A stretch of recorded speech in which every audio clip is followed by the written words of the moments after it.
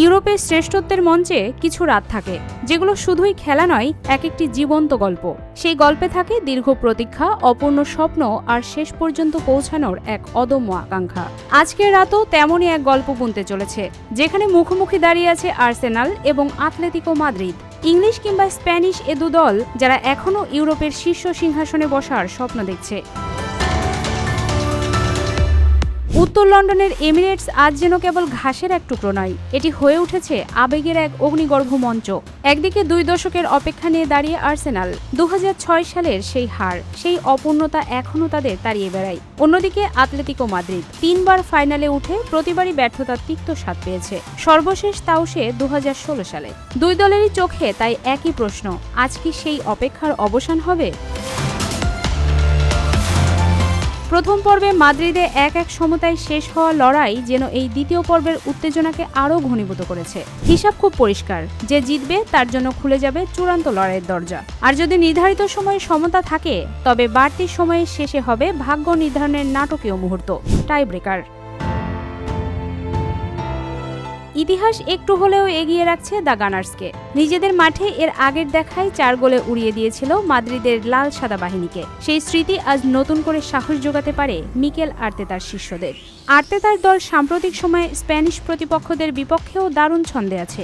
অপরাজিত থাকার ধারাবাহিকতা তাদের আত্মবিশ্বাসকে আরও শক্ত করেছে। কিন্তু প্রতিপক্ষ যখন দিয়েগো সিমিওনের দল, তখন কোনো হিসাবই সহজ থাকে না।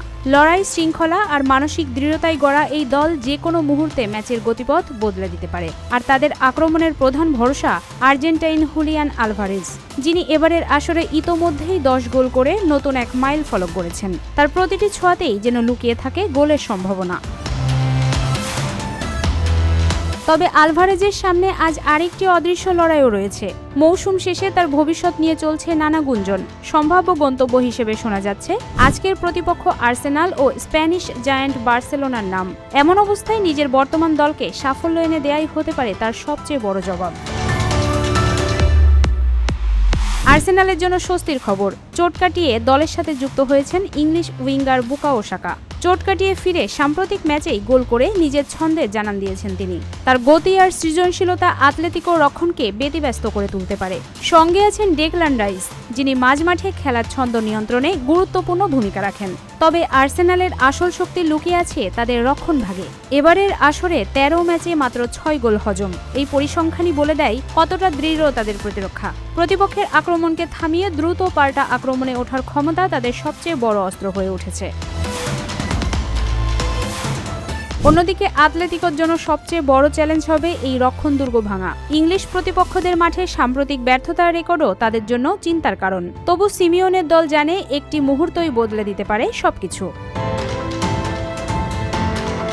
সব মিলিয়ে আজকের রাত কেবল একটি খেলা নয়, এটি সময়ের বিরুদ্ধে এক লড়াই, যেখানে অতীতের ব্যর্থতা আর ভবিষ্যতের স্বপ্ন মুখোমুখি দাঁড়িয়ে আছে। কেউ লিখবে নতুন ইতিহাস, কেউ আবার অপেক্ষার ভার বহন করবে আরও কিছুদিন। শেষবাসী বাজার আগ পর্যন্ত তাই উত্তেজনা থামার নয়। প্রশ্ন এখন একটাই, আজ কি অবশেষে মুক্তি মিলবে, নাকি অপেক্ষা আরও দীর্ঘ হবে? উত্তর লুকিয়ে আছে এমিরেটসের সবুজ গালিচায়, আর সেই উত্তরের জন্যই তাকিয়ে আছে পুরো ফুটবল বিশ্ব।